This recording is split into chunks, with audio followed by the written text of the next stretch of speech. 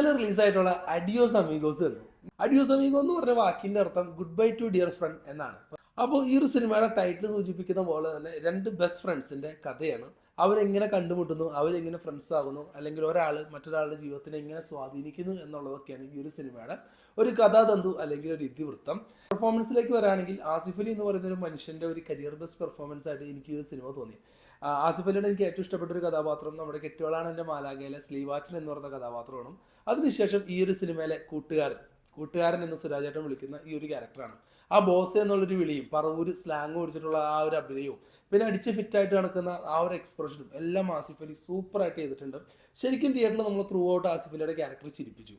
സുരാജേട്ടനിലേക്ക് വരികയാണെങ്കിൽ അത്യാവശ്യം ചിരിപ്പിക്കുകയും അതുപോലെ തന്നെ ഇമോഷണലി കണക്ട് ചെയ്യുകയും ചെയ്തിട്ടുള്ള ഒരു ക്യാരക്ടറാണ് അദ്ദേഹം അവതരിപ്പിച്ചത്. അദ്ദേഹത്തിൻ്റെ ആ ഒരു കൂട്ടുകാര എന്നുള്ളൊരു വിളിയൊക്കെ ശരിക്കും നല്ല രസമായിരുന്നു. ഓവറോൾ നമ്മുടെ സിനിമയെ പറ്റി പറയുകയാണെങ്കിൽ അത്യാവശ്യം ചിരിച്ച് എന്നാൽ